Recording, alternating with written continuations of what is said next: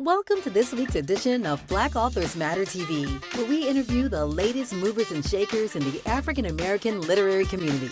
You'll meet some old friends, discover new ones, and stay abreast of the latest book developments around the country and even the world. So sit back and relax for the next 2 hours with Black Authors Matter TV co-hosts Gwen Richardson and Dr. Rhonda Lawson.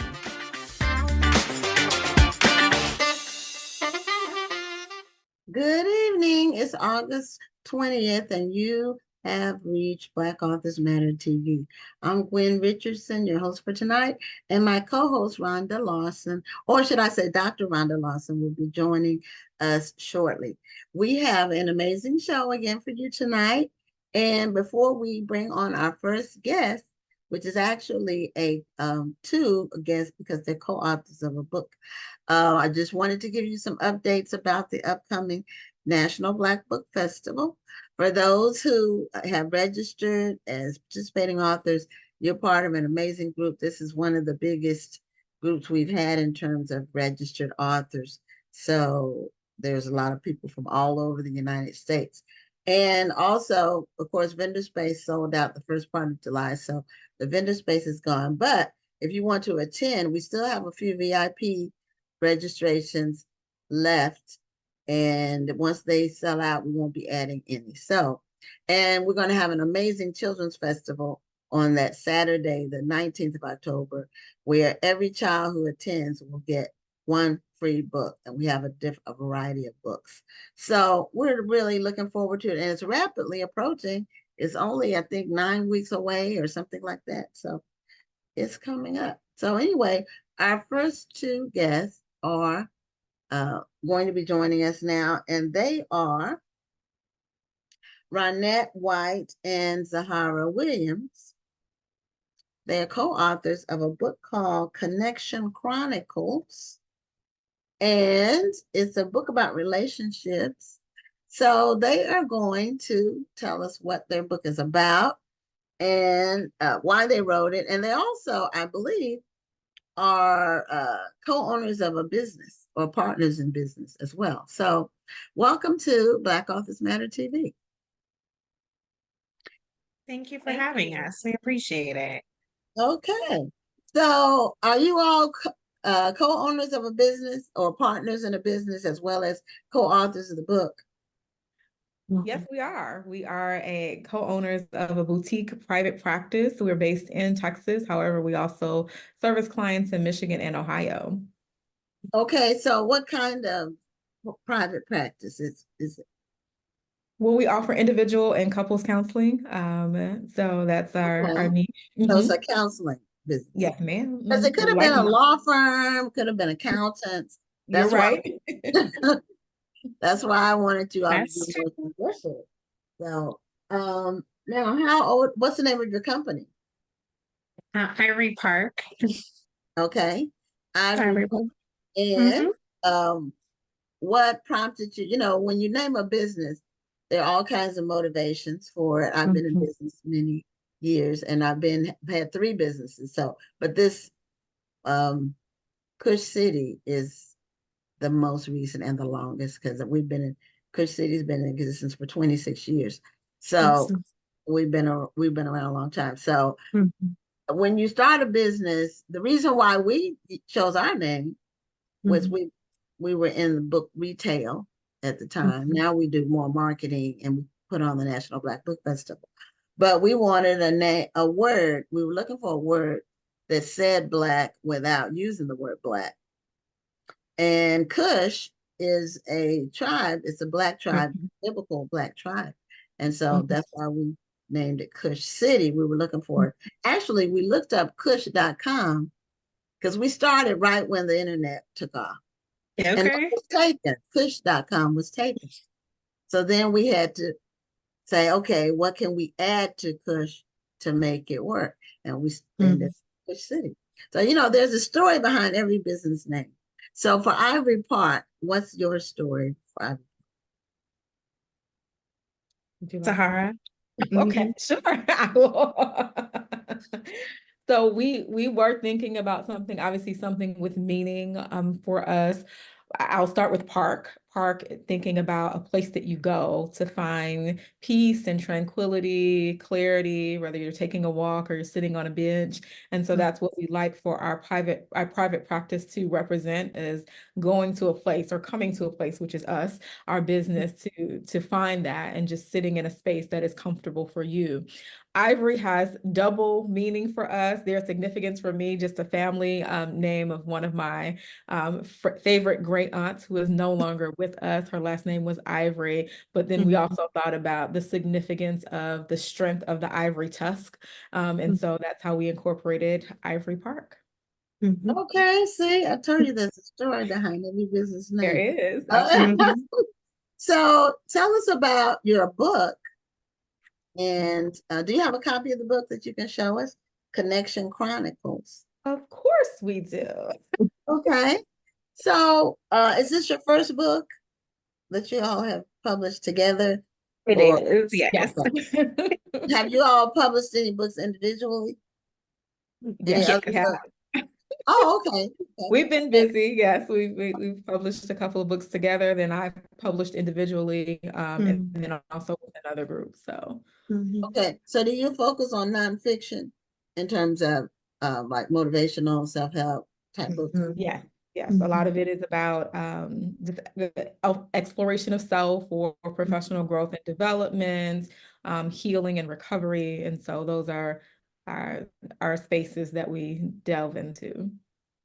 Okay. I mean, you can't talk to a therapist without talking about healing and recovery. That is true. So now do you all, what kinds of patients do you see? Do you focus on a particular, some people focus on trauma, some people focus on family counseling, some people focus on like more medical problems like schizophrenia or something like that. So what do you all focus on for your counseling? So Ivory Park, really, we individually have a lot of skill set, but we really work with adults. So that's one of our primary populations. And we don't work with young children or adolescents. We work with adults, primarily focusing on depression, grief, trauma for individuals. But we also, of course, spend a lot of time working with couples and families, working through trauma healing, connecting emotionally, intimacy, etc. Okay. And do you all, when you all have sessions, are you both in session with them, or do you all individually see patients, or how does that work? Oh no, we see them she has her own set of patients. I have my own set. Yeah. Okay. That sounds very overwhelming. How do people find you? Like people who need the counseling? How is it mostly referrals? We're on a couple of directories that people go to. So Psychology Today is one. We also have Therapy for Black Girls is also a directory. Therapy for Black Men. I'm Gottman trained for couples therapy, so I'm on the Gottman network, referral network. And I believe, Ronnette, you're on Therapy Den and Yes. And Black female therapist, and I am IBCT trained, so I'm on their directory as well.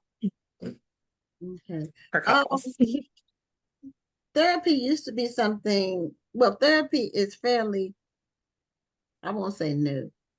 It's more common in our community than it was in years past. yes. Because, in years past, people, one, a lot of them didn't have money for therapy. Two, they thought if they prayed about it or whatever, then it would, and I'm a strong believer in prayer. But the same way faith without works is dead. When you pray, then you need to get up with a plan. You need to, and there are medical professionals that are here to help for a reason. And we should not shy away from seeking help if we need it. That's actually one of the reasons why we opened Ivory Park, is that we were discussing the importance of showing up for our community, being able to be present and provide therapy services, specifically during the pandemic, when we found that there were a lot of people, Black women, men, wanting to get into healing spaces, and there were not a lot of clinicians that looked like us. So that was a really important reason why we expanded our Ivory Park services to include therapy specifically. So tell us about the book, and one, what prompted you to write a book, and what you talk about in the book about connections? I know your subhead is it's a workbook and it's Yes. based on relationships, but Yes. what prompted you to put it together in a book? Whatever the help you were making available to people, what made you put it in a book form? I think there are a couple of reasons behind wanting to formulate our thoughts and experiences in a book. So one is about accessibility, because one of the things that you just mentioned was the price. And so yes, there are a lot more people that are investing in and engaging in therapy. There's still a lot of us that are not. And so sometimes a book might be a soft opening to the therapeutic process and exploration, and they can kind of do it on their own terms and time, whether it's individually, even though it's a couples workbook, it's something that they can work on individually, particularly when they've seen patterns in their relationships and they're trying to figure out, I'm really struggling with intimacy and vulnerability and conflict. Those are just to name a few, co-parenting. And so we made it not just something that you read, but something that you write and process through for yourself as you're navigating the journey of life in whatever area it is that you would like to work on. And so it can be done individually, but also with couples in mind for sure. And working together is really important, an important aspect of it for those that are doing the couples work. So Ronnette, you might want to add some more thoughts to that. I think one of the key things for me is the communication aspect. You know, as we talk about like our own upbringings and what we were taught about, you know, being seen and not heard, a lot of us didn't formulate our voices, or we formulated them in unhealthy ways. And so we really wanted to give the information about how communication is important to the relationship dynamic, how you show up in your relationship also impacts what you get out of it. So really looking at ways in which we can improve personal accountability, self-awareness, and of course, coping skills. Okay, so you all work with a lot of couples We do. counseling, and do they come in together, individually, both? All of the above, D. Yes. I was going to say, sometimes it's one person starting and you notice that the focus seems to be really about the relationship and what they're, challenged with or experiencing and what they need to work on. And so it may evolve from there. And then there are other times where, one party it's we got to do something. We have exhausted all options and this is it, right? We hate to be, I don't like hate such a strong word. We don't necessarily like to be the last option for people, because it takes them a lot more work, not necessarily us, but them a lot more work to get back to a stable place where they feel like it's a healthy environment for them. But yeah, we see the full gamut of people in different stages of relationships. Yeah. And of course, like one of my favorite groups, of course, are people who are coming in for premarital work. I think that's one of my favorites. Personally, I love to talk to people before there's a storm, right? Like being able to prepare for it, put that toolkit together, put that first aid kit together.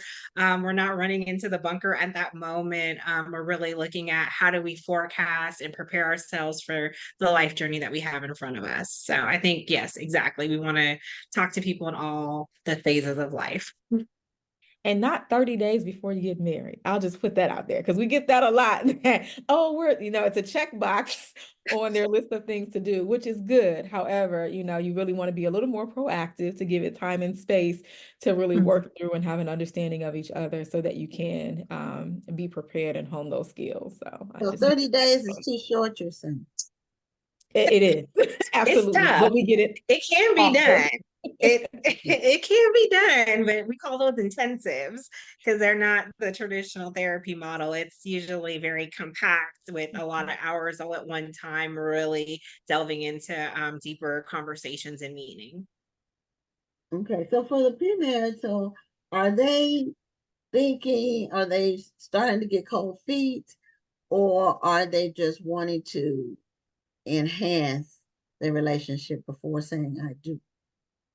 All of the above, really. We have some that just have hit a little glitch on the path, as they're working through the nuances of moving in together, talking about having the real conversations as they're preparing for this life transition. And so they realize that, oh, we didn't really delve there and we're having some challenges. And so they'll come for that. For some, again, it is that, oh, we need to go to premarital counseling before we get married because someone asked about it, or, it'll help reduce our costs for the marriage license. So we want to check that off the box. And then Does some it? who just, Does it count for the That's a real thing. it's a real thing. That's a real thing. It wasn't okay. It wasn't when I got married, but either time. I got married. I've been married 32 years actually next Okay. Awesome. but I was married 4 years before Mhm. the first one was 4 years. Mhm. And we went to a counselor. But it was because of something that happened where I Mhm. was like, okay, I don't know if this is a good idea or not. And so Mhm. we went, and it was close to the wedding time. Mhm. And we could have made a different decision, but we didn't. So it didn't work out anyway. But we had I had a big wedding at home planned. I had, one of the PK, the Mhm. pastor, I was the youngest daughter, but my sister was already married and she didn't have a wedding. She got married like the day after she graduated from college at the chapel at school. So mine was the wedding. And It so was the wedding. it Yeah. was good. They had all their eggs in that basket. And everything was beautiful. It just was the Mhm. wrong room. That happens. Yeah, That yeah, happens. it does. So, the counseling, I do you find that when people come, it's kind of to validate what they already are thinking, to get validation for what their thoughts already are? For some, that's true. There are some where they want that outside source to support what they have in mind, and for others, they are saying, well, they're really on the fence and they're not sure. And A third, therapy like allows them to an open up their objective eyes, opinion, and their Mhm. perspective someone who's on. not emotionally invested in Mhm. Mhm. the Yeah. answers are. Mhm.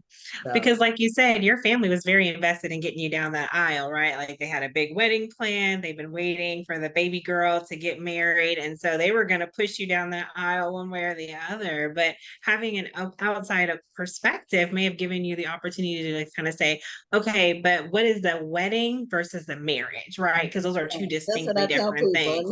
A wedding is Hmm. a one day event. A marriage is a Yeah. lifetime, or should be a lifetime. And actually, my parents, this was something that happened.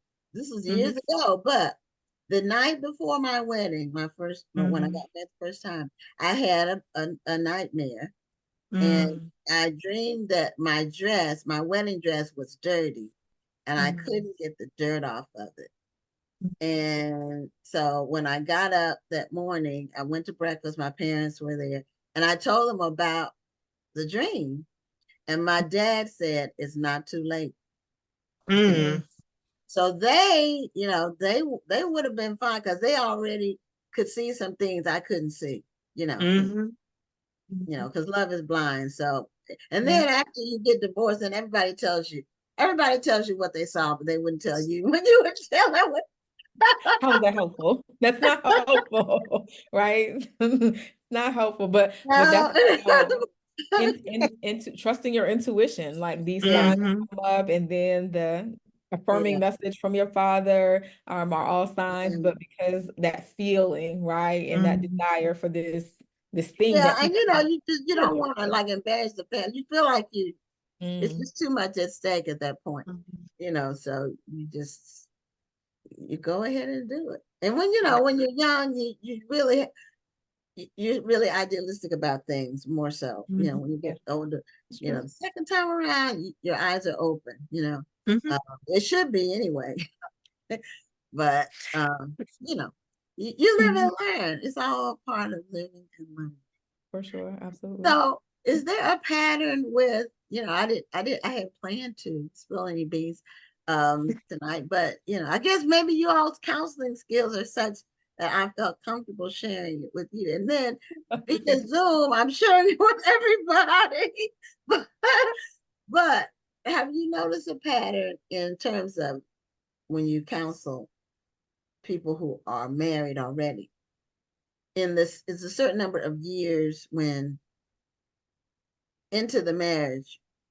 Have you seen like a pattern of that? How many Are you years? talking about like that 7-year itch Yeah, or those yeah, type or of yeah, things? yeah. Okay. You all seen There's some of that. I think I think what I will tell you, what I've noticed is the 7-year itch actually got a little bit earlier, specifically with the pandemic, because a lot of people were at 5 years? home. People were Okay, at home. And I think okay. for the first time, people were around their partners 24/7. And that really changed the way that they saw themselves, the way they saw their partner. Communication gaps that may have been pre-existing were now like on full display. And so a lot of people who probably would have come in at that 7-year mark ended up coming in a little bit sooner, just because things felt like they were heating up a little bit faster. That's interesting. And a lot of times people when they're married, they're busy, Mm-hmm. with their careers, Mm-hmm. even if one person is stay at home, they're Mm-hmm. still busy doing different things, and then they kind Yep. of come together at the end of the day and Yeah. for that time. And sometimes people end up growing apart Mhm. because of that. They have to figure out how to find a way to be together. A lot of times, once you have kids, the kids become the focus, Absolutely. of everything. So everything's centered around the children. Mhm. And then some people, once their kids get grown, it's like they have to figure out what to do with each other Yeah. because Mhm. everything's been focused on the kids. Oh yeah, life transitions. I love this is one of Yes. my favorite things to talk about. So don't let me go too far, okay? But But no, talk about it. Talk about but life transitions, right? I think about even like career changes, family members getting sick, aging parents, adult it. children, right? Navigating that new space of like, oh, they used to be my children that are like in my house under my roof, and now they have their own roofs. So how do we switch from this like hovering parent to adult relationship, parental person? There's just so many life transitions that show up. Retirements are huge. We see a lot of people come in when retirements are happening or looming, and people are like, I have no idea what to Mhm. do with my time and who I am, and what to do with my partner who no longer has, a 90 plus hour work week. Now they want my time and I don't have time. I'm still working. So there's lots of life transitions that show up that bring people into counseling. And I think that's a part of what's so beautiful about it is there's no one rule for anybody. There's no one glove fits all. It's truly just relationship by relationship. That is true. My husband and I have been in business together actually since before we got married. So Mm-hmm. we were together all day, every day for our until he retired Mm-hmm. 5 years ago. So people used to ask me, "How do you do that? How are you Yeah. with your spouse all day, every day?" Um, and I tell them, one, you have to like your spouse. Mhm. Love you. You have to love them, but you also have to like them. And you have to Mm-hmm. like their personality and like being around them. But two, we had different skill sets, so we weren't Mm-hmm. in each other's faces. Mm-hmm. So long. We each had our own offices, and we had Mm-hmm. our own things we were doing for the business. Mm-hmm. So we made it work. And then when it came to parenting, it was real helpful because we have one daughter. She's 28 now, but when she would go to school, my husband took care of transportation. So he would take her to school and pick her up, and he would do the sports stuff. And, I would do the other stuff, the sleepover stuff with friends, they call them play dates now, but they didn't call them that when she was growing up. We didn't have play dates, but yeah, I did more of the social stuff. He did, the sports stuff, and it worked out. So, but communication is very important, and Mhm. compatibility is very important too. You have to, And balance, yeah, right? I think you yeah, really just highlighted the importance of each other, balancing each other out and not overstepping each other, like recognizing your strengths and my weaknesses, and how do we work together and collaborate on those things. yeah, and trust is important too. Mm-hmm. Trust is very important in a relationship. Mm-hmm. Because if you can't trust your spouse or your significant other, then that's a big gap, and there's always questions, and that's when some people start stalking or following people. Now, and see, they didn't have social media when we got married either, so now people are kind of stalking each other on social media. uh it's a different world. Now we had Yeah. to meet people face to face. There wasn't any internet, no apps or whatever the dating stuff is. You met somebody, either there was a connection or there wasn't. And sometimes it's a short-term connection, but you got to get a feel for them, Mm-hmm. because people can tell stories on Mm-hmm. apps. And by stories, I mean lies. So Mm-hmm. And some do it in person too. So, that is true, but you can at least, they can't tell you that they're 6'2" when they're really No, yeah, five those five. things you can see. Because Absolutely.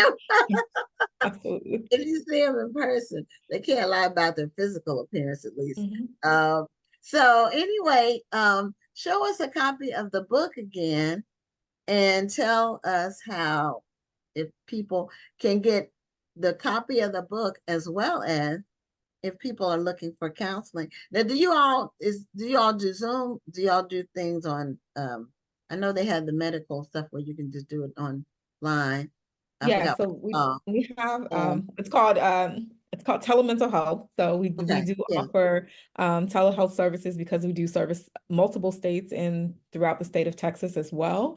But we also do, as Ronnette mentioned earlier, we do intensives. So those are in person because they're a lot more involved, and it's hours spent at a time on like a Friday or Saturday and Sunday to help couples who really need to get in and do the work because they have very busy schedules and times constraints that don't allow them to do something that's on a weekly or bi-weekly basis. Then intensives are better for those. So we will offer those in person. As for our book, it is on Amazon. So you can go on Amazon and type in Connection Chronicles. It's a workbook for cultivating strength, passion, and purpose in relationships. You can also type our names in Amazon. It should pop up that way.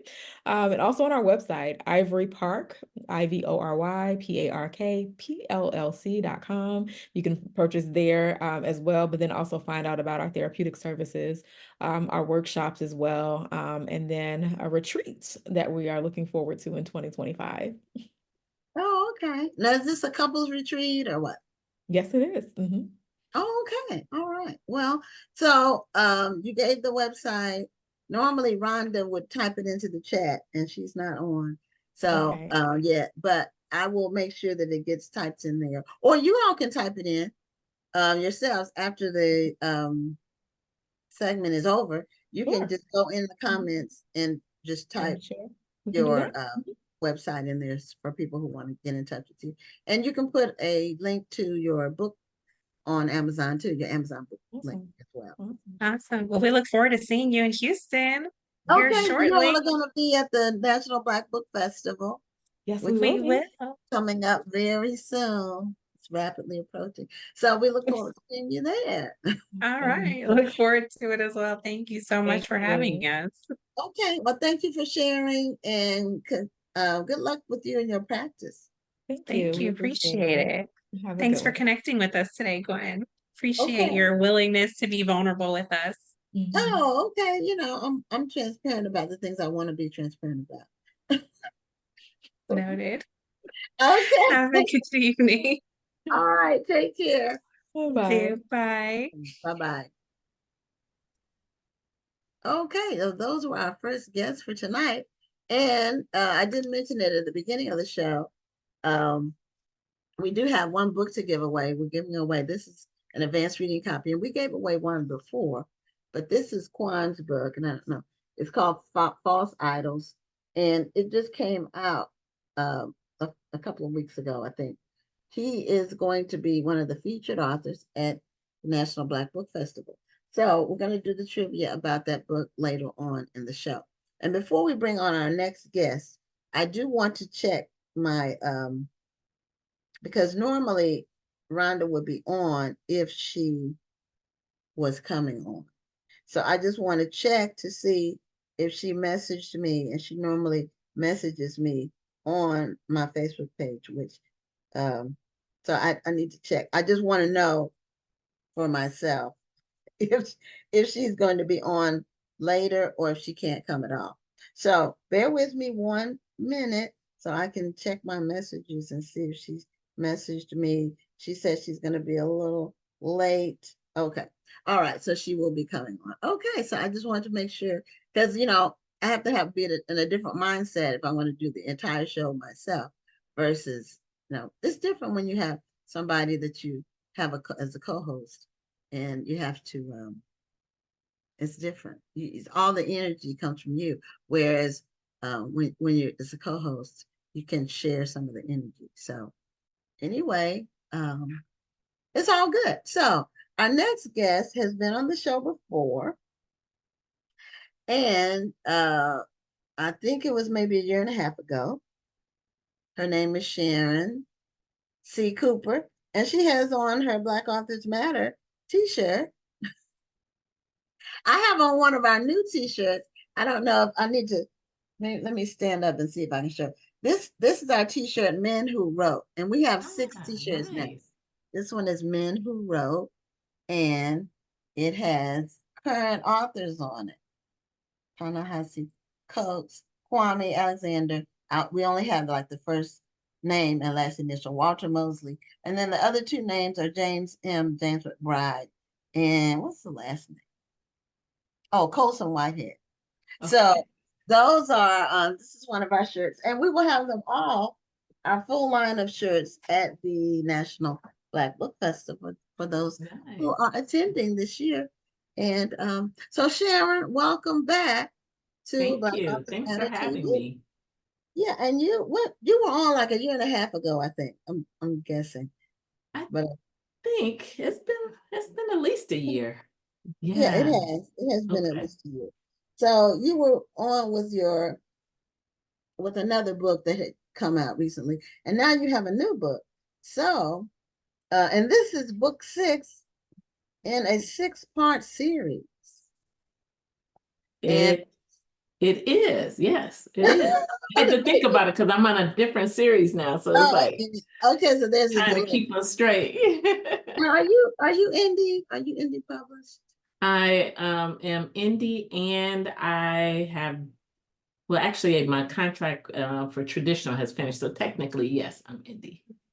Okay, now is this hybrid? Series, is this one of your indie series? This is. Okay, all right. And this one is about the Jenkins and Son Construction Company.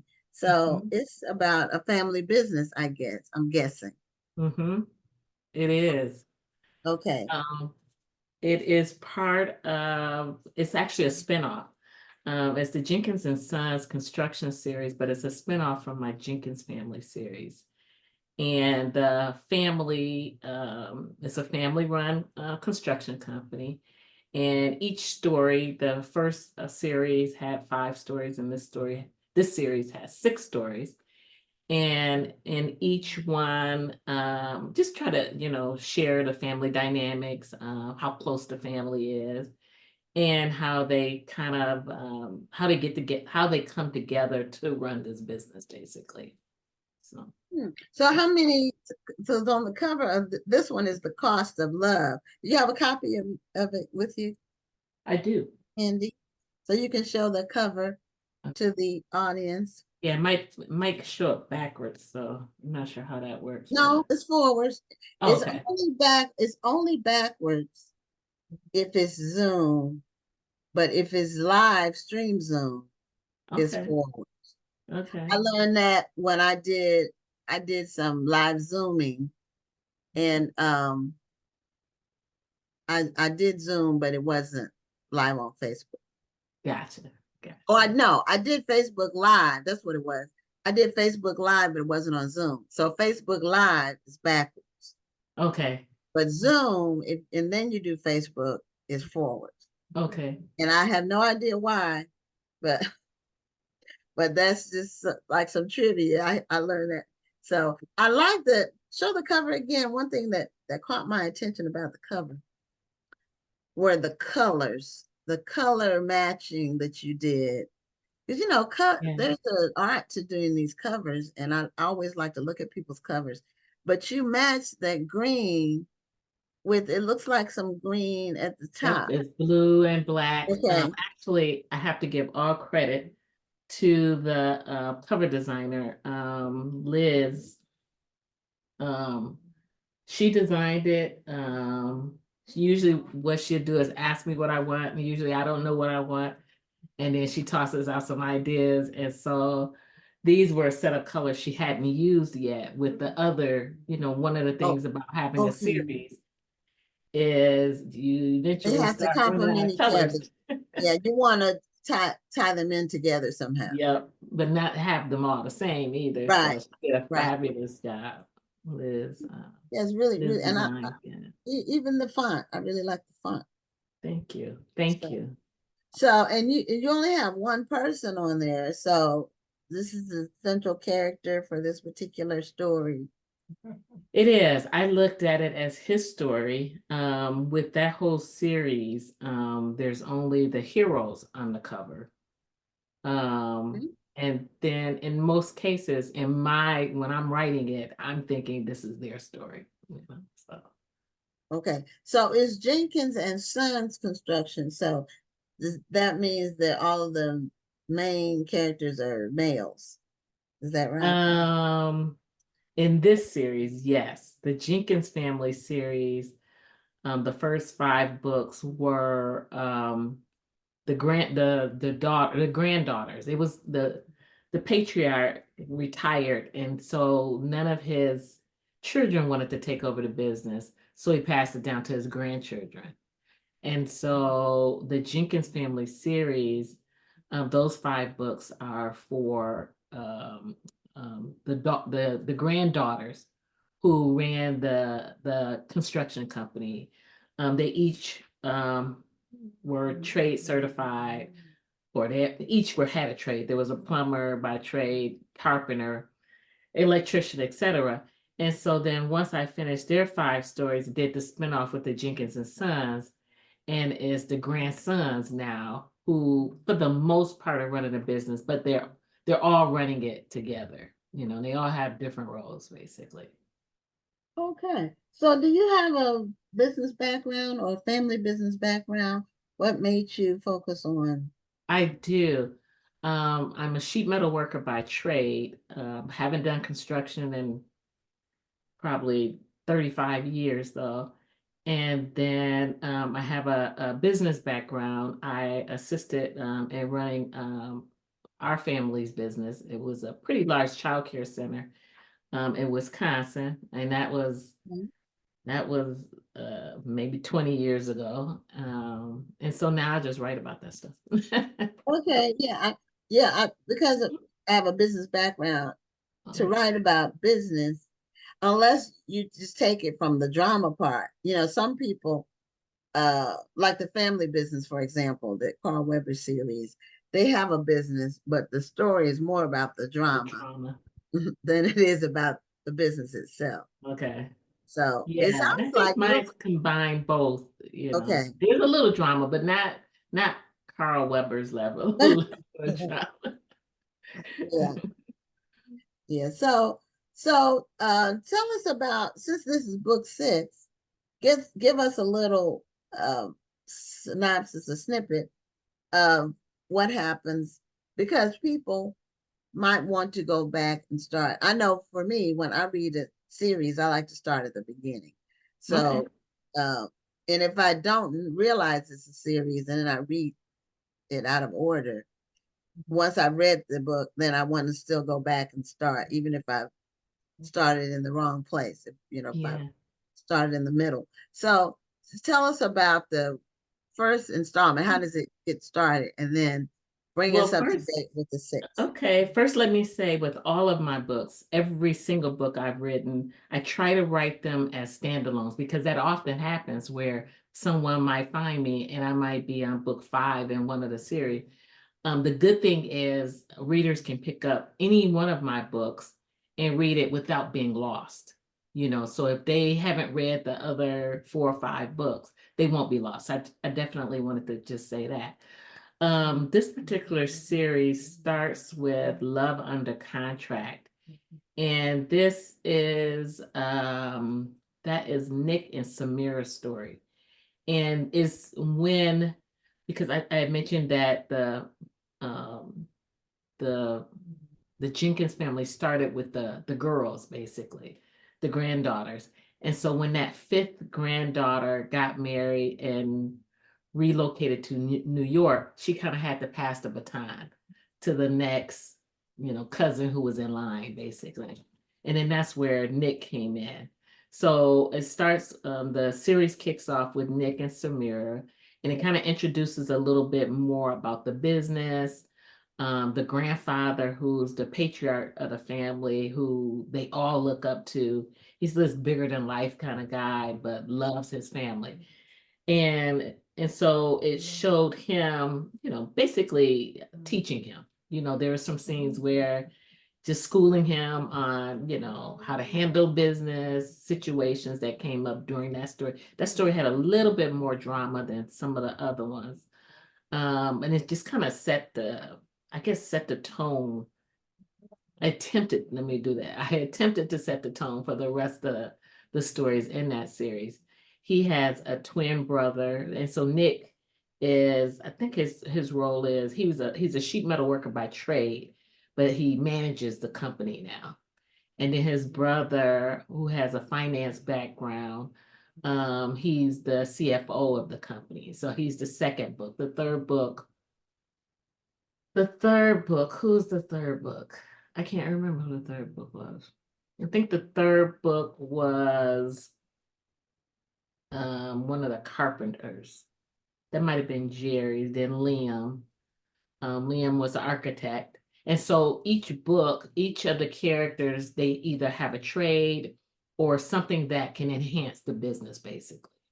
Oh, wow. Okay. Yeah. And so in The Cost of Love, this character, Antonio, he is an estimator, but he has a degree in business and I believe engineering also. So he adds another layer or another level, I'm not sure which would be the proper way of saying it, to the business. So they each have a background to run the business, basically. Oh, And okay. in each story I do, one of the readers seem to really enjoy, the fans of the Jenkins family. In each of the story, there's a Sunday brunch. Their grandmother, matriarch, wants her family to always eat together, eat, pray together, and things of that nature. But she insists that they show up for Sunday brunch.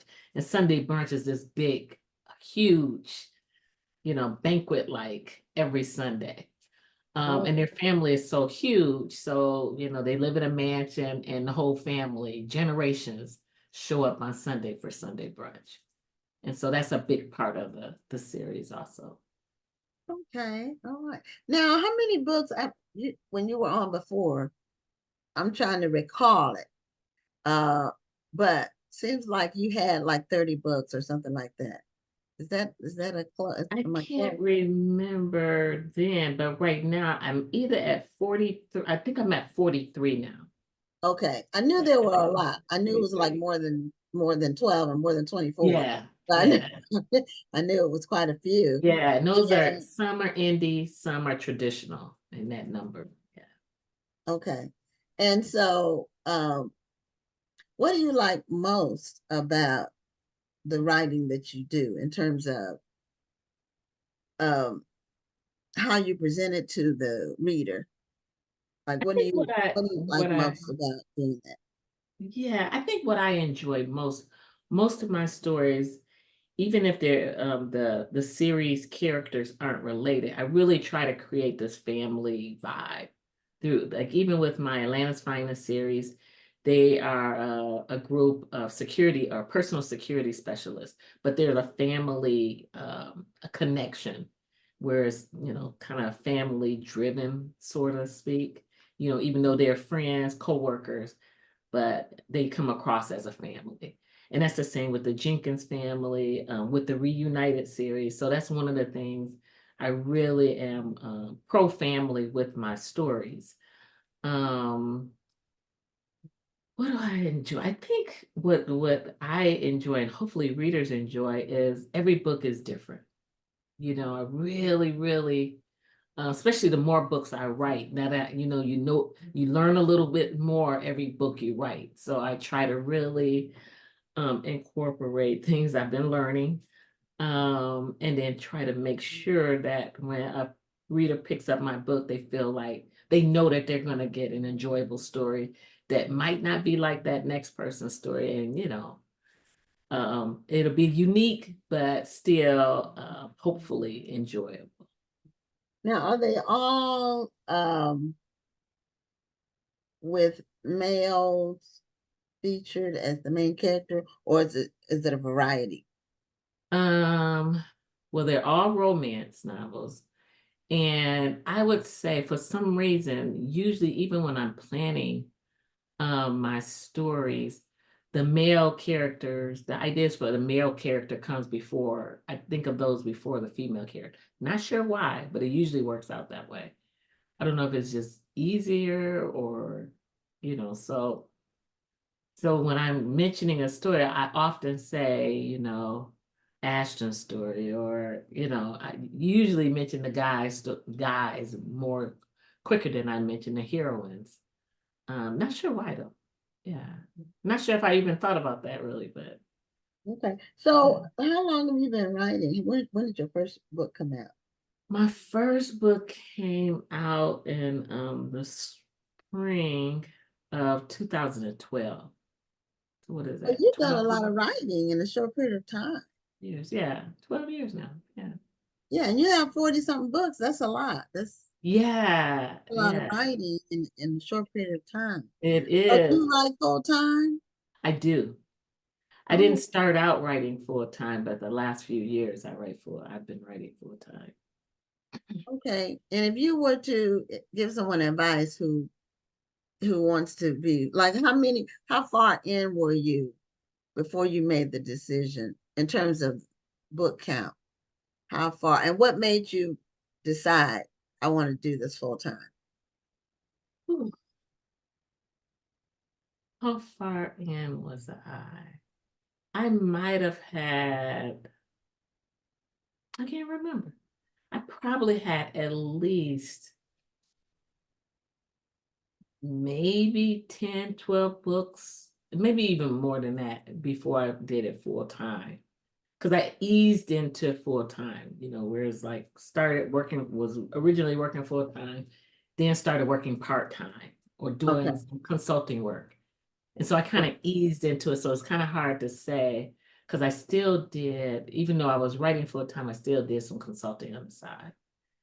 Um, so yeah, I would say tell anybody, don't quit your day job right away. Well, I tell people that about and writing full time is kind of like being in business. It is. And I'm an Totally. author too, but that's not my primary source of income at all. Okay. But I tell people if you have an idea and you have a little money to get started, make sure start part-time and make sure you have proof of concept before you, and even then you might want to wait. Then you need to wait till you get your revenue up to a certain point that it can sustain your lifestyle. You don't It want to helps. out poverty. Oh, Yeah, it yeah, definitely helps. And yeah. it's up and down, especially these days, yeah. Yeah, you I have to be still enjoy flexible. it to a certain every now and then I think like, okay, maybe it's time to do something different and then do this part-time, but then more story ideas come and I just kind of keep going. So we'll see. Well, if you're able, you wouldn't have that many books unless you were indie and traditional, because you wouldn't have been able to publish that many books in that shorter period of time. Because your books are trade size, they're not like the small paperback romances. No, they average probably anywhere from, I don't know, 225 pages up to 300 and some pages, maybe. Okay, so yeah, so you your writing, like some romance authors are putting out like 4 books a year, but they're the smaller, size. They're less word counts and so forth. So for romances, but yours look more like, now they have a category women's fiction, which is kind of like quasi romance and mainstream, but featuring a woman as a main Yeah. character. I've actually considered writing, trying my hand at women's fiction, but I know even if I write women's fiction, there'll be some elements of romance. It might not be as much, but there definitely will be romantic elements in it. Okay, so you're a romantic at heart. Definitely. I love love. And how do you keep you said every story is different. I find for the most part, romances all have the same plot. And people want they want the happily ever after at the end. People who Yeah, do romance, that's like a requirement. it is. It is. You have to, if it doesn't have that happily ever after or happily for now, then technically it's not a romance. Okay. And so yeah, I mean, I love reading romance, so I can't even see not writing it in some capacity, I guess. So who are the romance writers that you read? Oh, I read all different that I read. When I first started, it was mainly, Frances Ray, Brenda Jackson, Maureen Smith. Then when I first started, now it's all over the board. Doesn't matter the nationality. Usually I still stay within, I don't read too much like dark romance. Usually I read probably majority romantic suspense. I really enjoy Katie Rose, Kalia Cross, um, AC Arthur. There's a ton. I hate to start naming because then you start forgetting people. Well, that's okay. That just gives us you said you love to read romance, so that's why I Oh was yeah, wondering, with some of the yeah, writers that you mentioned. yeah. Half the time I might not even know who the author is. If I see one that sounds interesting, I get it. Yeah. Mhm. And so, do you find when I read a book, when I read books, because I'm a writer, I'll read the book, and then as I'm reading, I'll say, I might have said that differently. Do you ever do that? Oh yeah, I think that's natural. Or Oh, I'll be like, okay. oh wow, that was an interesting way, a nice twist, or. Uh-huh. I just think it's just part of human nature. I won't say to critique, but to, Oh, it's not. It's more you like know, observations. yeah, exactly. Yeah. Yeah. You do Yeah, notice because different things, or even with movies, I noticed where you're waiting for that turning point at a certain point in the movie and things of that nature. So yeah, those things I noticed probably without trying to notice them.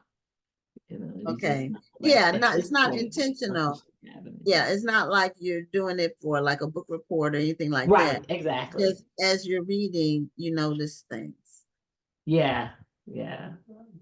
Now, I noticed, and since you mentioned movies, there's there are a lot of Black-centered romance books, but you know, the whole rom-com, romantic comedy, or just a straight romance. We don't see that as much, or maybe it could be out there and I'm missing it somehow. Most of the time, it seems like the relationship type movies are more that, you know, that feature us are more either revenge or some kind of Drama. drama. Yeah, it's not a Yeah. real romance. It's Yeah. more like trauma. It could be, you know. And it's funny you say that because I was mentioning that to someone recently. And what it does, it just makes me want to write more. Because one of the things that, and I'm sure they're out there, I might not have seen all of them or see, you know, I would really love to see more of our movies that kind of shed our Black men in a more positive light. I did see one actually this weekend. Can't think of the name of it. I know it was a Terry McMillan feature this weekend, and it was an enjoyable story. It really showed the Black male character in a positive light, and it's like it would really be nice to see more movies like that versus the revenge or the abuser, or Right. you know, it would be wonderful. You Yeah, know, and they're out or they there. just Don't get die. me wrong, they're out there. It's just they you see more of the drama ones more so Right, than you know, those real true, you know, make you sigh romance. right, right. You know, or one that's just like a fun story. Yeah. Just- That's not real silly, you know. I Right, like that's not real silly, you know. right. That's yeah, Yeah. like over the top, silly. Yeah, Like yeah. that. Just a romantic comedy, or just a romance. Just straight like they do for you know, the Okay. majority culture, I'll put it like that. So Yeah. I would love to see more of that. And you know, the stories are out there because people are They're writing. out there because I know a lot of the authors that are writing them, you know. So Yes. hopefully they're in the works. Hopefully they're coming, you know. Hopefully, I know Beverly Jenkins just got option for a TV series for one of her. I think it's with Netflix or something, but don't quote me on that. Yeah. But she just recently got signed something for one of her series, one of her contemporary series. Yeah. I mean, Brenda Jackson, she's doing a couple of, Yes, Brenda you know, Jackson is so too. I think they're coming. I'm just hoping that they, you know, those that direct or produce really shine a positive light on the stories, you know. Right. So show us a copy of your cover one more time and Okay. let people know where they can Okay. get a copy of The Cost of Love is available everywhere in ebook and paperback. Okay. And if they want to connect with you on social media or wherever, are you Sharon C. Cooper pretty much everywhere? Is it author Sharon? It varies, but if they go to my website, SharonCooper.net, it has all the links to my social media. Be that as Instagram, Okay. Pinterest, Facebook, Twitter. And so they if they just remember my website, SharonCooper.net, it'll take them now. They'll see everything. Okay. Well, Sharon, thank you for returning as a guest again on Black It's Authors. my pleasure. Thanks for the invitation. I appreciate it. And keep writing. I will. Thank you. Congratulations on All that. right. Thanks so much. And thanks for all the support you give authors. We really appreciate it. Okay. Well, we love doing it. So, Okay. all right. Well, you have a great evening, and we'll Thank see you you. somewhere down the road when Okay. the next All book right. comes. Take care. Thanks Okay. again. Same to you. Okay. Bye. Bye-bye. Okay. So we're going to give away our book that we mentioned, or we're going to post the trivia. So, and because Rhonda is not on yet, you'll have to listen to the trivia and then maybe she'll be on. First of all, before I bring on the next guest, Let me check again and see if she said anything else. Because normally if she said she would be a little late, she would be on now. And so I just want to make sure that I know what's going to be happening in the next hour. So, because it's helpful to know. So let me see if she messaged me or not. And when it's live, anything can happen. And let's see. She had an appointment, somebody's late, and she said that she doesn't think she's going to make it. Okay, so let me message her back.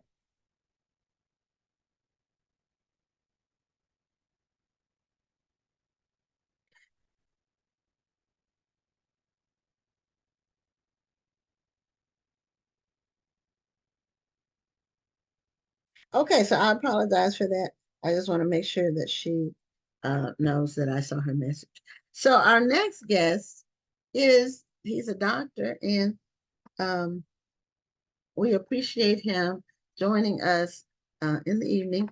He's based in Dallas. I don't know if he's in Dallas right now, but I met him. Well, Rhonda and I both met him when we went to New Orleans together a few weeks ago for the Black Librarians Conference, and he's wearing his Black Authors Matter t-shirt too. He bought his shirt at the conference. So, Dr. Brian, welcome to Black Authors Matter TV. Thank you very much for having me, Gwen. It's my pleasure. Appreciate it. Okay, so Dr. Brian, I'm waiting to call you Dr. Brian instead of Dr. Williams. You had your book, and you did a conference or a speech about your book at the conference. I wasn't able to attend because I was in the vendor section, but the title is very thought-provoking. And the title, I see it behind you, is called The Bodies Keep Coming. And you are a trauma surgeon, and part of what you talk about in your book is your work as a trauma surgeon. So first of all, tell the audience what exactly a trauma surgeon does. Well, a trauma surgeon is a specialized surgeon whose focus is on treating patients that have life or limb-threatening injuries. So what does that mean? If you're in a car accident and you're near death, you'd come to the ER, the trauma surgeon would be part of the team that would take care of you. And if you need to go to the operating room, we would take you. A lot of my work has been dealing with gun violence victims. So gunshots to the abdomen, to the chest, a lot of young Black men. That has been the bulk of my career for over 2 decades. So that was kind of the impetus for this book, was to really just give a raw and honest description of my life as a Black trauma surgeon on the front lines of this epidemic, but also educate the reader, entertain you, of course, but also in the end, like really inspire you to action by discussing these bigger issues: gun violence, racism, healthcare disparities, and try to do a lot of storytelling, but take you into a world and talk about these much bigger issues and try to inspire change. So seems like we hear about shootings in every major metro area. There's shooting deaths almost daily. And so the people who end up in the emergency room, do you work at a public hospital or is it a private hospital?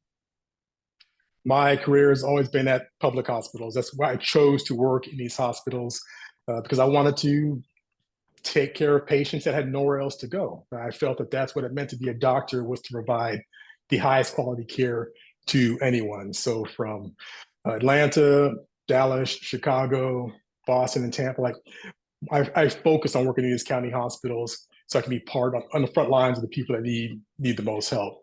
And with that, I've seen a lot, right?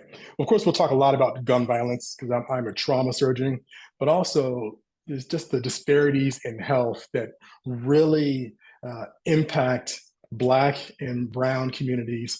But by that, it also impacts us all. So this is what I want to talk about in the book, was not just what I'm seeing, but what this means to all of us who are paying the price for this mass violence that's occurring and the broken healthcare system that we have to live with. Mm. So take us through your average day as a trauma surgeon. Is there such a thing for you? Well, I would say, this is a great question. When I say what I love about trauma is that every day is different, right? You show up for your shift and you have no idea what is going to come through the door. And that's what I like about it. You start making a lot of quick decisions and every day could be different. But let me kind of describe what would be an average week, because one day I will be on duty for traumas. So that anybody that comes in that's injured, car accident, gunshots, stabbings, people that get hurt at work, I would take care of those patients. Some days I'm in the intensive care unit, taking care of people that are on life support. And other days I may be teaching students and residents or doing research. So there's a variety of things that occur throughout the week. But what I like the most is being on call. I like being on call with the trauma team, teaching and taking care of patients that are coming in near death. I know that may sound strange to folks that don't do this work, but it gives me a lot of job satisfaction knowing that I get to help people on what's possibly the worst days of their lives. Yeah, some people could say it's macabre, but it's work that if you're in the situation, you want someone who's dedicated to be working on you. You want someone that takes the job seriously. So as a trauma surgeon, do you have to detach yourself? Do you have to you have to take all the emotion out of your work in order to do your job well? Yeah, I get what you're asking, and since we're seeing so much needless death and suffering, and that is routine for us, people wonder, how do you get to do that every day? How can you keep doing that every day, day after day, month after month, year after year? At some point, do you dissociate who you are from the work you are doing? And I tell you, I never want to get to that point where that split, because once you lose that sort of connection to the people you are caring for, then that part of humanity is gone. And I always want to feel something for my patients and my families and the families I'm caring for. However, I recognize that as a professional, in the moment, you have to be focused on what you're doing. If someone comes in with multiple gunshot wounds, their pressure is dropping, and they're going into cardiac arrest, that is not the time for your trauma surgeon to start taking an inventory of their emotions, right? That's when you get to work and do what you can do to save a life. So I've been fortunate that I've had a lot of great training from people who are masters of this specialty. And I'd be able to use that to make myself a better surgeon and ensure that when the time comes, I can perform as needed. Where did you go to school? Where did you get your medical school training? Medical school, I was at the University of South Florida in Tampa.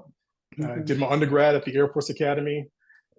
Did my residency at Brigham and Women's Hospital, which is one of Harvard's teaching hospitals. Went down to Atlanta for my fellowship at Grady Hospital, which is part of Emory University. And then came to Dallas to work at Parkland Hospital, which is the major public hospital in Dallas. Okay. So you've been in different metro areas.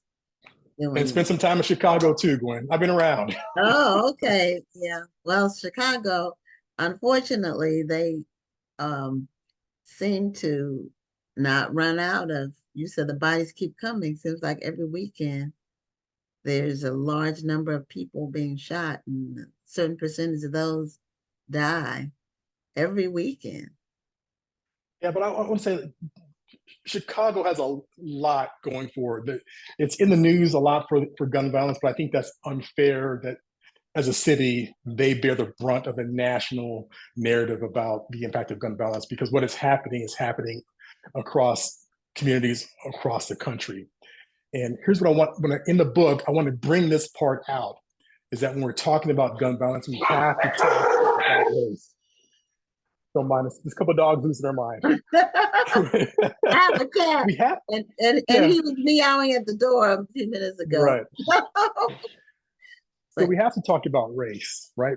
A couple of years ago, gun violence became the #1 killer of children and teens in America. And that led the national news. We were still talking about it years later. But for the decade prior to that, it was the #1 killer of Black children and teens. And this narrative that we focus on at the national level it does minimize the impact it has been having and continues to have on Black and Brown communities. So in the book, I wanted to bring that out, bring that to the forefront and say, you're going to talk about gun violence, you can talk about everything. Because if you don't, none of us are safe until we really address all the truly complex issues involving race and violence and policy. Okay, so what do you see as a couple of those factors that people are missing? They're not really focusing on thinking about. Because we hear about the end result is what we hear about the tragedy, but not what leads up to it or what's the reason for it. So there's two big buckets we could talk about. There are the obvious things that have to do with the guns themselves, right? We can talk about raising the minimum age to purchase a weapon, background checks, stop gun trafficking, banning assault rifles. But if all that happened, I will tell you that would not change anything about my job as a trauma surgeon, because the patients I'm dealing with, there are other issues that contribute to the endemic violence that leads to gun injuries and death. And that has to do with structural racism and how we have perpetuated policies that put certain communities at risk. So in my mind, like providing stable housing, good education, good jobs, these are all things that contribute to creating healthy communities that are free of violence. So there's two parts. The obvious that we talk about a lot in the national media, and this other thing that seems rather nebulous, but is equally as important, and in my mind, can be even more impactful to save a lot more lives. And I spend time in the book really trying to make this understandable to a general reader who may have no background in policy or research to understand there are simple things that we can do to save lives that will help everyone. Okay. Yeah, some of the things that are proposed, and while they may sound good, and they might do a little good, but a lot of the people that you've described or that you treat, most likely, they don't buy their guns legally, so a background check is not going to do anything. And I don't know if anything can be done about the illegal gun sales, because they're illegal and there's no system. There's really no system to stop that. So it's almost like we are betwixt and between. We're kind of bound by where we are, in that it's a gun for every American citizen as far as gun ownership or gun possession. There's more guns than people in this country. There's more than, but I mean, at least one for each American. But you're making a very good point, Gwen. Making a very good point that gun violence prevention is very complex. We don't just have one gun violence problem in this country. We have many gun violence problems with many different root causes, which require different types of solutions. We could talk about suicides, mass shootings, the community violence that is the bulk of my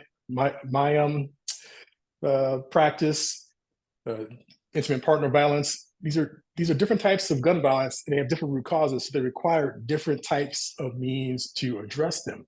And for the community violence that I deal with, as I mentioned before, banning these weapons, background checks, all those kind of things will probably have a minimal impact on saving lives and reducing injury. Again, healthcare, education, jobs, housing, that will uplift communities and lead to less violence. There's plenty of studies that prove that. Yeah, education is the ticket, and that has been neglected for decades, unless you are in a middle class or upper middle class community. But it's almost like so many children are just left behind in terms of the education system is horrible, and they keep spending money, but it's not getting to the kids. And so it's almost like nobody even bats an eye when they say only 25% of the children are reading at grade level. That's a horrible thing. And so they're going to end. You're not putting them on a path to a future. And so by the time they get to middle school, they probably know what their paths are, because children are really perceptive about things. So they are. gravitate to some of the worst elements, because they don't know what their future is. I hate sometimes when I see people interviewed and they're young people, like in their teens, and they're saying they don't know, they probably won't live to be 25. Just the idea that they are even thinking that, that it's infuriating, right? It's infuriating, Gwen, that we have a country that is accepted in the norm for so many children. Yes. When I meet with these kids and I ask them what they fear most, many will say they fear that they will get shot, or someone they know will get shot.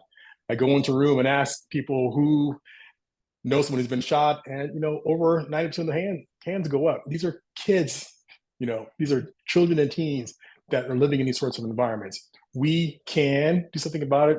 We should do something about it. We have the means. It's just a matter of, committing to it at a national level to make that happen.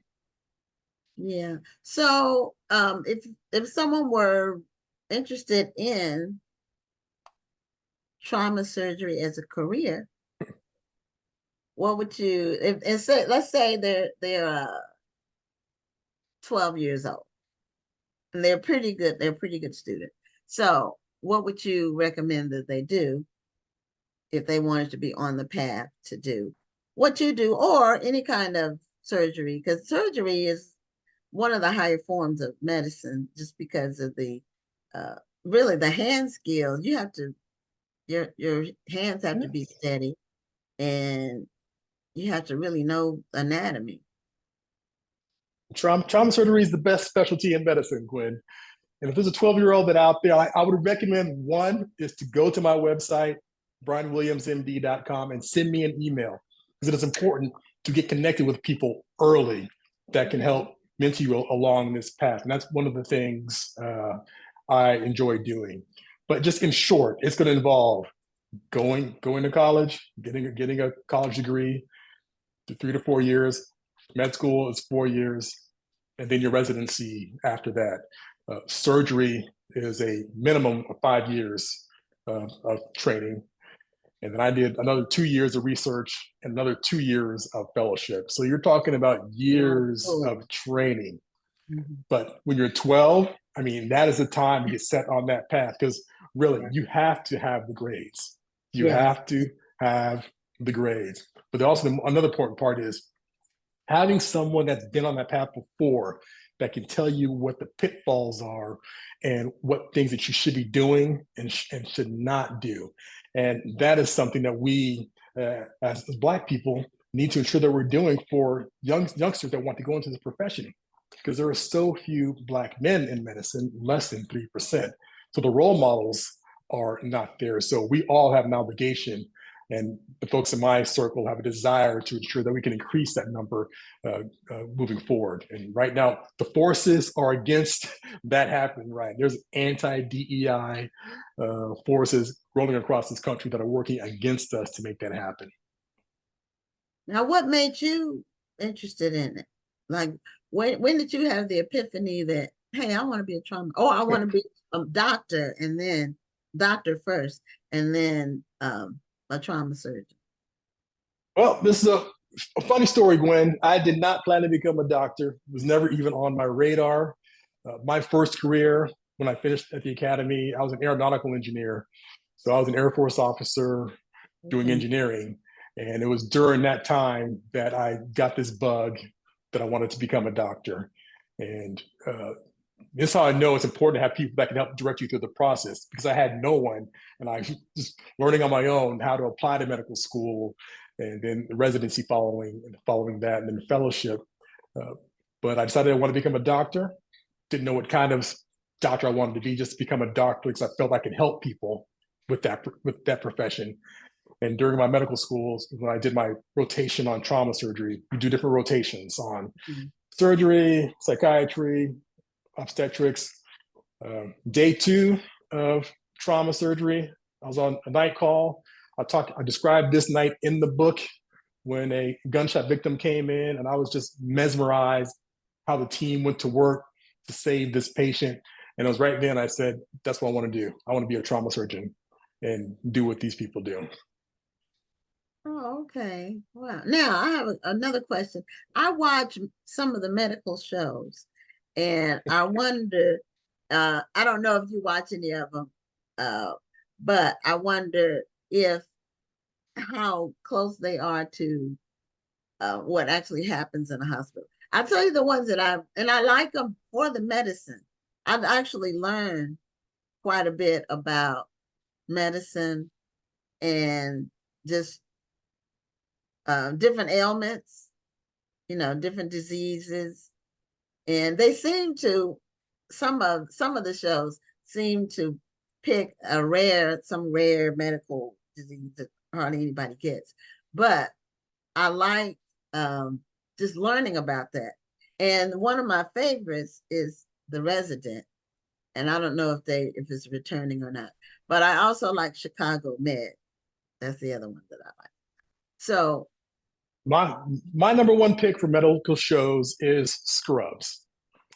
Scrubs is it's a comedy, half-hour comedy, but the characters that are on it, those are people I know. They're over the top, but those are actual people you will come across in the hospital, and that is, I feel, the most realistic medical show out there. And I think a lot of folks that are in medicine, we talk about that, we kind of agree, because there are caricatures of people that we actually deal with in the hospital all the time. Oh, okay. Because I've seen it. Is it on Netflix or one of the platforms? I don't know. I watched it when it was still on. I've not checked it out lately. Okay, well, I'll check it out because I like medical shows. I like legal shows too. So with the legal shows, I learn about the law, and they actually have actual cases and precedents, and I learned a lot about rights and all of that just watching the legal shows. Law and Order is my favorite, but I like the older ones. Some of the newer ones they went weird to me. But anyway, so well, if I had a chance to do a television show when there were some things I would make different about these 1-hour medical dramas to make them more realistic and pertinent for the times we are in. Okay. If I had that opportunity, that's what I would do. Okay. Well, would they have the same entertainment value? Because that's what Hollywood is looking for in it. Better entertainment value. Better. So how was the reception been? When did your book come out? Exactly. Book came out September of last year. So we're coming up on the 1-year anniversary of the release. And I've been really pleased with the reception. The launch, the beginning, a little bit impacted because at the time I was running for Congress. So that kind of truncated my book tour and impacted some of the outlets that were willing to cover the book since I was running for office at the time. But even a year later, I'm still getting emails and social media messages that talk about how the book has impacted them. Got one today. I'm still asking to come speak on the book. I have events booked out through January of next year. So it's steady out there, making the rounds, and I've been very happy. I mean, I tell you what, Gwen, I was happy to just have the book done. Like, that was enough. Just hold the book when it came to me. I got the box of author copies.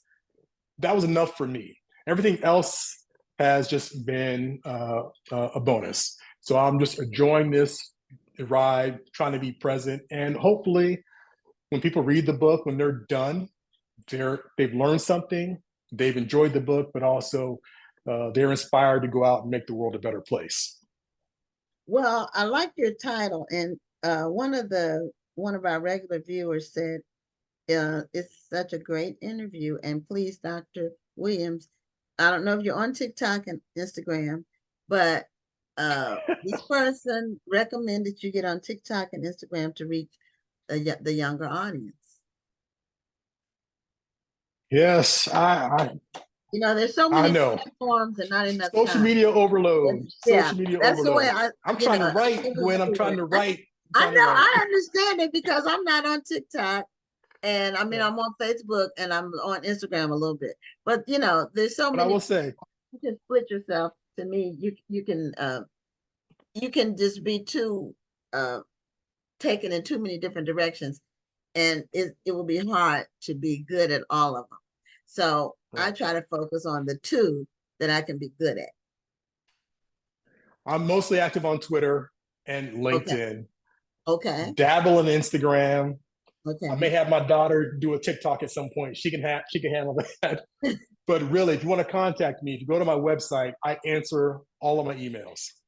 Okay. And you will get the emails come to me. I will respond to you. And like I said, Twitter and LinkedIn are probably where I'm most active when it comes to social media. Okay, yeah, there's a lot, as long as somebody's on one of them, they can be contacted. But tell your viewer, point taken. I get it. Okay. Point taken. Okay. And her name is Mary. I love the title. A title is really important. A title and a cover on a book are really important. And your title is really spot on. So it makes a person stop. In fact, the title is such that it could be like a thriller, a suspense novel. Is that kind of title. And so is the book like anecdotes, or is it your story, or is it a combination of those things? The book is a memoir. It is my story, and I wanted to pull you as a reader into this world of a Black trauma surgeon, see what it's like in the trauma bay, in the OR, in the family room, but also explore these bigger issues that are happening outside of the hospital. So there had to be some universal themes in this that anybody can relate to, right? Gun violence, healthcare, social justice. So even though I'm the character in the book that you're following along, it's really about these bigger issues, and you're seeing these through my eyes, how I feel about them and interpret them. But in the end, it's not about me. And I hope at the end of the book, man, my goal was when the book was done, you didn't even think about me. You were thinking about, okay, I need to go out and do what I can to end racism today. I'm going to go out and end gun violence. I'm going to go out and make sure everybody has health care. I am going to go out and be an agent of positive change. So that was the goal. But I wanted to pull you in and I had to hook you. I had to hook you first and then take you on this ride. And once I had you through chapter 1, I got you at that point. Just strap on. We're going to go for a good ride. Okay, well, I look forward to reading it. Rhonda got her copy at the conference. My copy is on order, so I look forward to reading it. And thank you for taking the time to be on Black Authors Matter TV, and continued success to you as a trauma surgeon.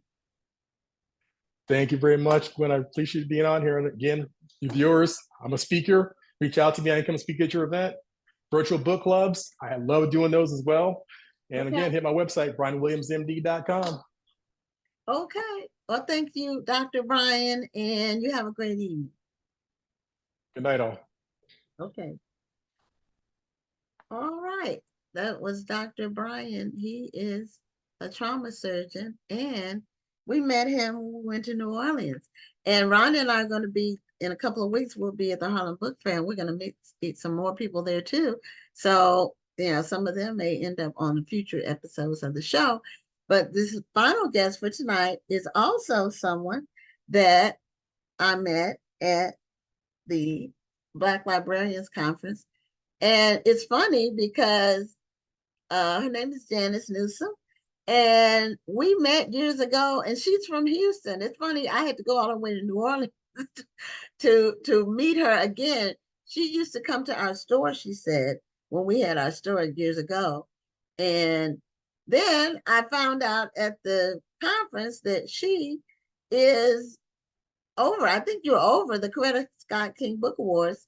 And so I said, we have to have her on Black Authors Matter TV. So welcome, Janice. Thank you for being a guest on the show. Thank you. Thank you for having me. Good evening, everyone. And yes, I am the chair of the Coretta Scott King Book Awards Roundtable of the American Library Association. Okay, so the Coretta Scott King Book Awards is that is an arm of the Black Caucus. Yes, it is. It is one. It's one of the roundtables. There are, I think, approximately 19 roundtables, and I've forgotten how many divisions there are, but we are one of the roundtables of ALA. Okay, so, but for the Coretta Scott King Book Awards, you all do the evaluations of the books and make the awards. Is that correct? Am I correct? So the CSK BART, the initials are CSK BART. We honor the legacy of Mrs. Coretta Scott King as well as Dr. King. And what we do is we promote award-winning children's and young adult literature that is written by African-American authors or illustrated by African-American authors and that depict the Black experience. And so what happens is that publishers submit titles that they believe are appropriate and eligible for that award. And the award is given annually. And so they submit, we have a jury of 7 people around the country, and we have a jury chair, and they submit these titles, and jury members read these titles and then ultimately pick several to be either honor books or to be the actual award-winning title. We also have another award that we give, which is called the John Steptoe New Talent Award. And that award is given to an African-American author and an African-American illustrator who is new to the world of writing and authorship. Okay, so that's for someone who's like a debut author. Yes, that would be a debut author. You're exactly right. Okay, so how long has the Coretta Scott King Book Awards been around? Since the first award was given in 1970. So we actually celebrated our 55th anniversary at the American Library Association annual conference in San Diego this past June. And the way this came about, in 1969, there were 2 African-American librarians who had attended the ALA conference, and they were discussing the fact that no African-Americans had won an ALA award. And ALA gives out a lot of awards, most notably the Newbery Awards and the Caldecott Award. And no African-American, and ALA is 150 years old now. And so in 1969, no African American had ever won an award. And as they were discussing this, a publisher overheard them. And the publisher said, then start your own award. And that is how CSK came about. And so they organized this award. At first, ALA did not recognize it, but they started by giving the award and having an annual breakfast at the American Library Association annual conference. And it was nearly, if my memory serves me right, it was nearly 13 or 14 years before ALA finally recognized this as an official award under the umbrella of the American Library Association. Oh, okay. Wow. Well, see, that's a story on don't wait for somebody to do something. You do it and then force the issue. Exactly. That's the if two you wait the on two other people, gonna be waiting forever. That's right. They're never going to do it for you, right? So we have to take control and do it ourselves. And so the two librarians they're now deceased, but Mabel McKissick and Glendon Greer. And they were at that conference that year in '69. And they came back in 1970 and decided to create their own award. And they did give that award. And the first award was given to an author who had written a biography of Martin Luther King Jr.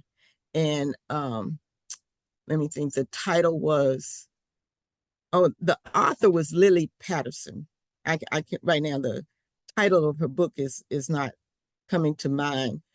Many of the books that were 1970, 1980s, they have now gone out of print. And we are trying to get publishers to bring some of those titles back because they're just great literature.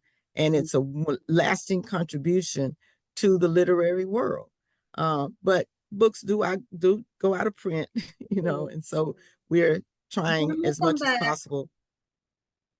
Yes. Sometimes they come back. Yes, sometimes they do come back. Sometimes they do come back.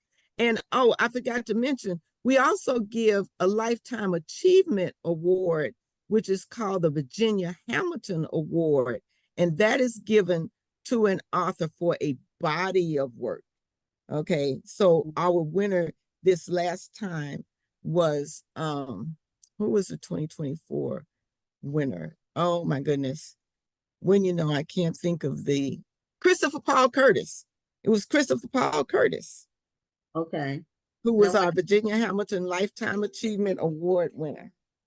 Okay. And now you only get one award per year, no, correct? Coretta Scott King, is that one award? That's the Coretta Scott King actually is 3 awards. And sometimes there's more because we do have honor books. So we give the John Steptoe New Talent, we give the Virginia Hamilton Lifetime Achievement, and then we give the Coretta Scott King Book Award. Okay. And that's the big award at which we celebrate all of these winners at our annual breakfast every June or whenever the American Library Association annual conference is. And so in 2025, it will be held in Philadelphia, Pennsylvania. We were in San Diego this past June, but next June it will be held in Philadelphia, Pennsylvania. Okay. So what are the requirements for people who might be interested in submitting their work for consideration? So the first thing is that it has to be by an African-American author or illustrator. And then the second thing is that it has to depict the African-American experience. And the other, I'm trying to think, there is specific selection criteria. I'm not on the jury. I'm just heading the organization, but it must portray some aspect of the Black experience. It has to have been published in the United States, and it must be published in the year preceding the presentation of the award. So the books that won in 2024 were actually published in 2023. Okay. And it has to have well-drawn characters. It has to have a clear plot. It's actually written for a young audience, and it can be in any one of 3 categories, which could be preschool to grade 4, grades 5 through 8, or grades 9 through 12. Okay. So it's for children's books. Yes, they are all children's books up to teenage years. 12th grade. So, because I've heard a lot about it. It just it was really just kind of, I guess, fate that I met you at the conference, because I have been hearing about the award for years. Yes. But I had no idea that any part of it took place in Houston. Anybody involved was in Houston. I didn't was know. connected in Houston, right? We have several librarians and Coretta Scott King Book Awards members who are in the Texas area. So there's some that are in Fort Worth, there's some in the Dallas area. And so actually we have members who are all over the nation.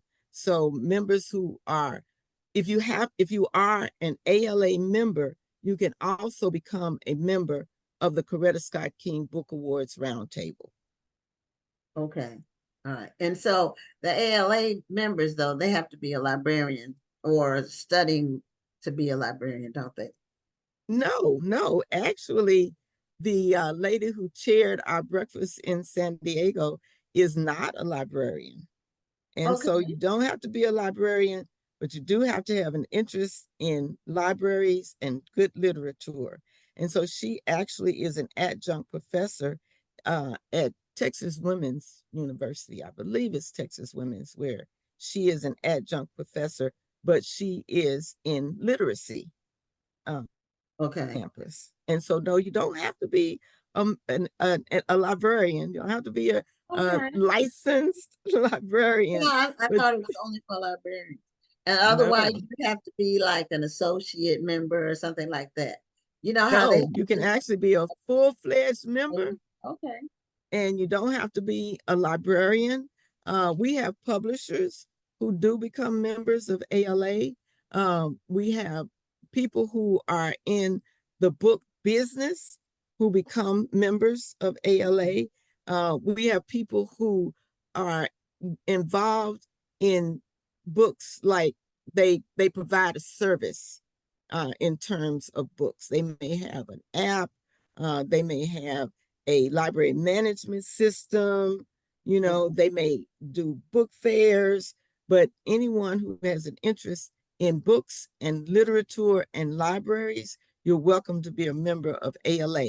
And once you have joined ALA, then you can join the Coretta Scott King Book Awards Roundtable. Okay. So in the process, so you don't do the judging of the books?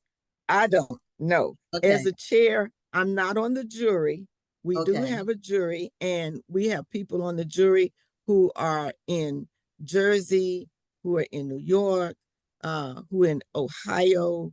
The person who is the jury chair for this year, and our terms are 2 years. So she was jury chair for 2024, and she'll be jury chair for 2025. She's actually in San Antonio. Okay. Well, yeah, there's people all over Texas doing all kinds of things. Yes. As before you, and I'm pretty sure you met him at the conference, Dr. Brian Williams. He was the guest on before you. And he was in Dallas. So he was at the conference with his book about his memoir about, and he spoke too at the conference. I didn't get to attend the sessions, but I could hear some of what was going on, because it was. What was his title? The Bodies Keep Coming. The Bodies Keep Coming.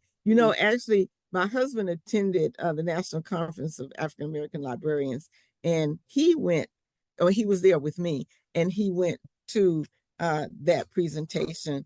And I was really surprised because typically my husband goes to these conferences and he says, don't bring home any books. Don't you bring home any books. You got too many books already, right? And here he comes after he goes to that presentation and he's like, I got the book and I got it signed for you. He was so excited and so happy that he had done something really good for me. Well, Because yeah, I didn't get to, yeah, I couldn't go to the presentation either. because you were manning your booth Yes. the whole time. Yes. So, if a person wanted to submit their book for next year, I'm assuming this year's already done. No, they're still receiving submissions, Okay. and they will receive submissions, I believe, until November. And then it must be the end of October, because by December they have to have picked the winners. And then the winners are announced at what is called Live Learn X, and that's going to be in Phoenix in 2025. And so that's the venue where ALA announces all of their winners, whether it's the Batchelder, Puree, Belpre, Newberry, Caldecott, Coretta Scott King, Stonewall, Cybert. So ALA gives out a lot of awards. Okay. Yeah. And they meet annually, but the Black Caucus meets every other year. Yes, exactly. Yeah. So now BCALA, the Black Caucus of ALA, is an affiliate of ALA. So the structure is that we are actually a roundtable of ALA. They are an affiliate of ALA. Okay. All right. Let's see. Okay. So if a person wanted to submit their book, how would they go about doing it since the window is still open? They can only submit through the publisher. So many of the publishers do know about our award, but if there is a new author who has a title that is being published or has been published in 2024, you simply go to your publisher and speak with your publisher about submitting the title to the Black Caucus Roundtable. I'm sorry, to the Coretta Scott King Roundtable. Okay, so does it have to be, I think they're called the Big Five now, but I'm not sure. The five, New York, does it have to be one of the Big Five? No. Okay. Okay. The only restriction is that it can't be self-published. But if you have any publisher, as long as it's published in the United States, it's any publisher. And so we spoke at NCAL at the conference in New Orleans. We spoke with several authors who were not familiar with ALA, and we said to them, go back and say to your publisher, I believe my book is eligible for this award. Please submit it. Okay. So if any of you all are out there and you have a publisher, it doesn't have to be one of the Big Five. It can be one of the smaller publishing houses. And there are lots of publishers out there that are the smaller ones that are really, a lot of them put out a lot of titles every year. They're very prolific with putting books out. Then go to your publisher and see if they will submit your book for the Coretta Scott King Awards. Because that would be exciting. I know, Mary said it's an informative interview with Ms. Newsum. Mary's one of our regular viewers. And she's also one of the managers at the National Black Book Festival. Yes. That and I learned so much by meeting and running into you again, because I was like, wait, I live right in Houston and I'm missing this festival. How could I miss this festival? I travel around the country going to festivals, right? And I missed the one in my own hometown. But Houston's so big that something can be happening on the opposite side of town and it can be 30 or 40 miles away and still be in Houston. Exactly. But you don't know about it unless you hear about it through word of mouth or sometimes you see things on social media, or if there's advertising, but normally there's not like TV advertising for those kinds of things. It's normally Right. through social media or word of mouth. That's how most of the time people hear about it. So we Right. hope to see you at this year's festival for You sure. you definitely will. There's no way I'm going to miss it this year. Because I say sometimes you have to go all the way somewhere away from home to meet somebody that's from your hometown. And that's really Exactly. what that's really what happened. Um, now what tell us a little bit about what you do.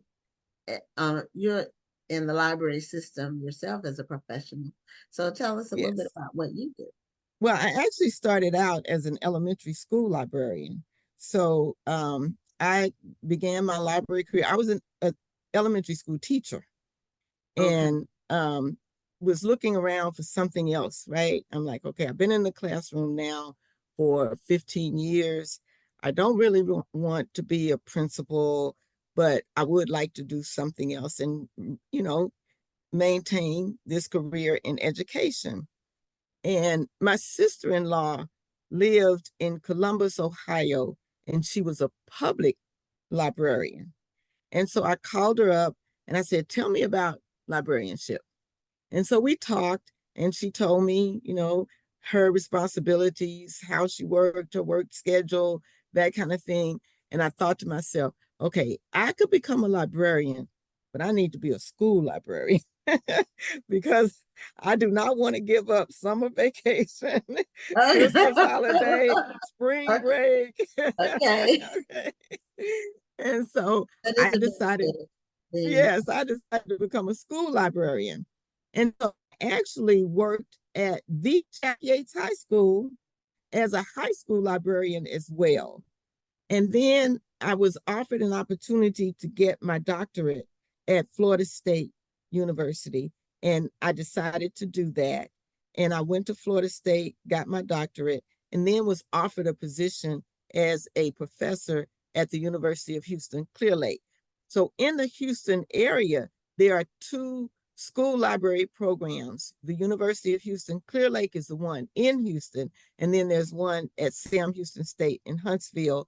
But there are actually 5 librarian preparation programs in the state of Texas. We're a very fortunate state in that we do have a lot of programs that can prepare classroom teachers or whomever wants to become a librarian, whether that is public librarian, special librarian, academic librarian, school librarian. So there are different types of librarianship. And so I am currently an associate professor at the University of Houston, Clear Lake now. Okay. Now, what do you think about libraries as an institution and the future of libraries? Well, I am very anxious about the future of libraries.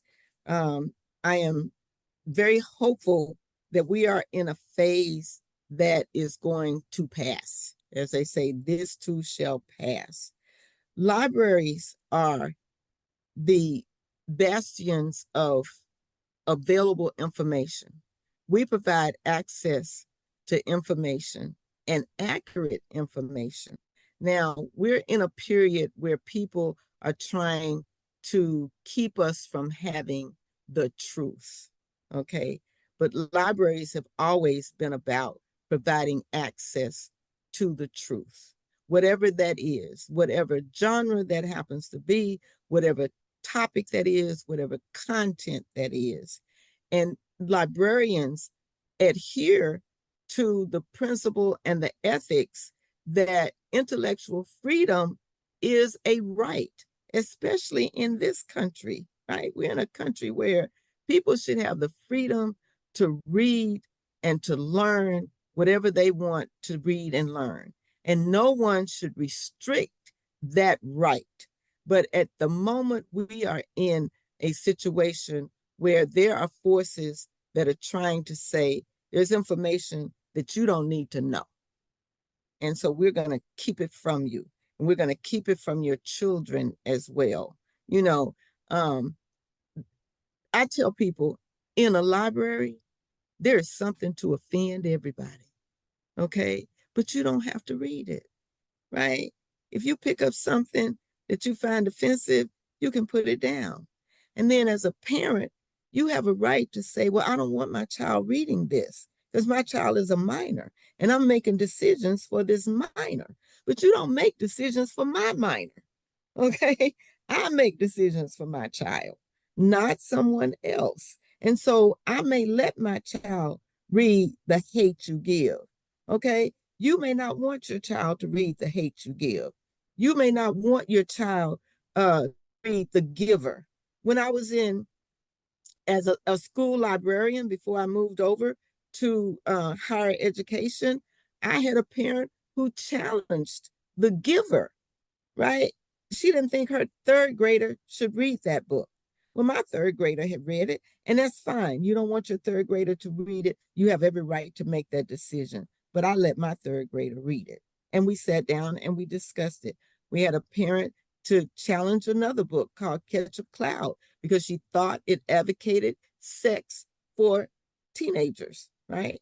The book did not advocate that, but it did say this is a reality, right? Those hormones are raging, and these are the things and the thoughts that these children are having, right? And to me, it always provides an opportunity for parents to have a discussion with their children. I read with my children. Before they could read, I read to my children. Yeah. And then when they could read, we read together. And if I thought it was something that they did not have the background of experiences or the wherewithal to handle or understand, then we could have a conversation about that and talk about that. And I'll be real honest with you. When my daughter was 6 years old, she said to me, Mama, why do women wear diapers? Okay. She had seen a commercial for feminine hygiene products, and she wanted to know. And so I was not going to say, you don't need to know that. No, because at some point in her life, she was going to need to know that. And so I gave her the information that she could handle at age 6, right? And then at age 12, I cried because, of course. Well, it was 10 for me. It was age 10 for my daughter. It was 10. I was totally took me by surprise because I was 13. So, and my sister was 12. So I'm thinking, okay, 12, Right. It was 10. So I had wow. I had to have a speed course. But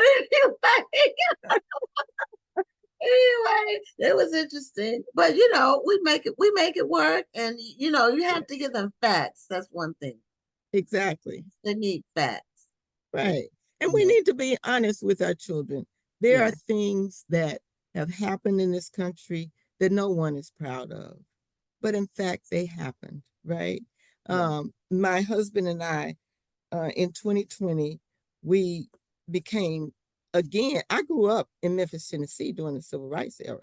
So my husband was a member of the Black Panther Party. We protested, we marched, we were a part of that whole scene as young adults, high school students, college students, right? But in 2020, we were like, no, we're not getting out to the street anymore, right? But what we can do is we can help people understand historically where we have come from, right? And that's important for people to understand where we have come from and how we are in the position that we're in today. And so we started working with the social justice ministry in our church so that we can begin to educate our young people. The other thing that we discussed was that we felt that the Jewish culture does a great job of telling their story. And so we started going to the Holocaust Museum on their free Thursdays to hear, right? To hear their story, because we felt like one of the ways that we have fallen short is by not telling our story. We need to tell our story to our children. And there are people who don't want that story to be told, and we can't let that happen. Well, Janice, we could go on for another half hour, but it's the end of our show. And so I want to make sure you come to the National Black Book Festival, October 17th to the 19th. It was great. meeting you at the conference. And for those who are out there, check out the Coretta Scott King Book Awards and what they have to offer. So we will see you next Tuesday on the next episode of Black Authors Matter TV. So everybody have a great night. And Janice, thanks again for being a guest. Thank you so much for having me. I certainly enjoyed it. Thank you. Okay. Good night. Good night, everybody. Thank you for tuning in, and join us next Tuesday at 7 p.m. Central, 8 p.m. Eastern for another edition of Black Authors Matter TV.